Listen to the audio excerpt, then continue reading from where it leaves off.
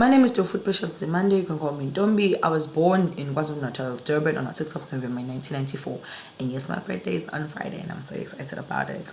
I believe that KZN is such a lovely place, a special place to actually study at system science. And I believe that through this presentation, I'll be able to convince you in terms of the different factors such as geology and culture. The Karoo period began about 250 million years ago when there was still Gondwana land. During this time, Africa was still covered in ice. However, when this ice melted, it left a sludge of eroded material which solidified into the Dwaga group in a basin from southwestern Cape to Mpumalanga and to Zimbabwe.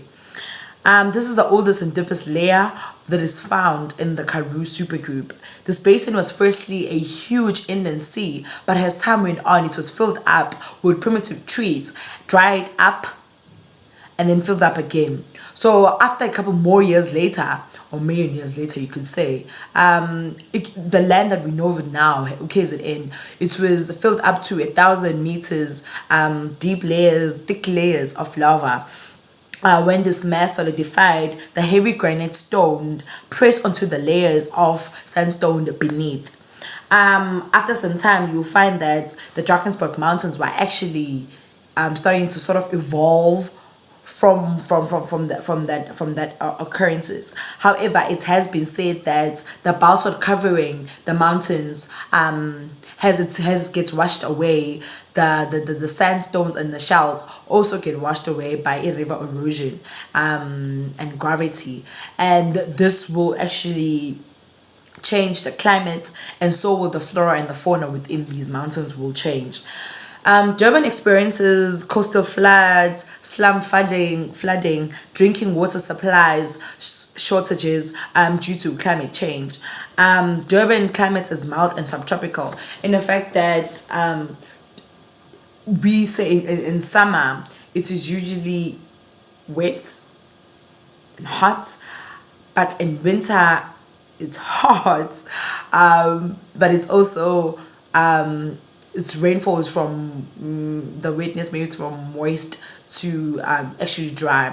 However, some Durbanites, such as myself, usually go to the extent to say that in Durban we never experience winter because it is always summer, it is always hot. It's just when you go up higher to maybe like the mountains and up there, you'll find that the temperature changes, but then most of the time it stays constant. The ocean in my place of birth is one of the most favorite amongst the tourists.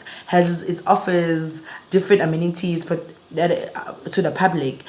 The most famous beaches include North Beach, South Beach, and the Blue Lagoon. And then the more elite beaches actually include Umhlanga Rocks, Umdloti, Salt Rocks, Rock, and Izinkwazi, which is much more quieter and more secluded, which is mostly the high class people usually go there.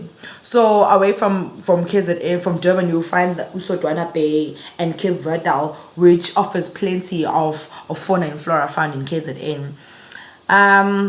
KwaZulu-Natal, or actually Durban, is actually located in the middle of the Maputo and Pondal and Albany region, which includes terrestrial ecosystems, aquatic ecosystems, and aquatic ecosystems such as rivers, oceans.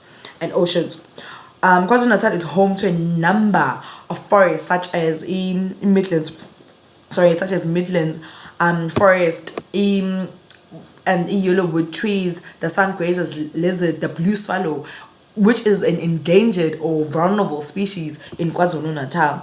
However, you will find that these areas are much threatened nowadays because of development that has occurred for its citizens. I especially think that KwaZulu-Natal is special because of the different cultures that are celebrated in our beloved province.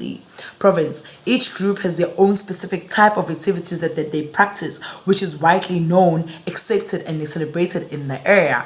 Even in school, I remember in high school and even in primary, even now in varsity, if my friends have a Diwali festival, they will come back, they will share with us. I too will come back and share different things that we have. Memulo, like from Indians to Amazulu, Amaxhosa to everything else. So I hope that through this video I've actually outlined why I think that KZN is so special.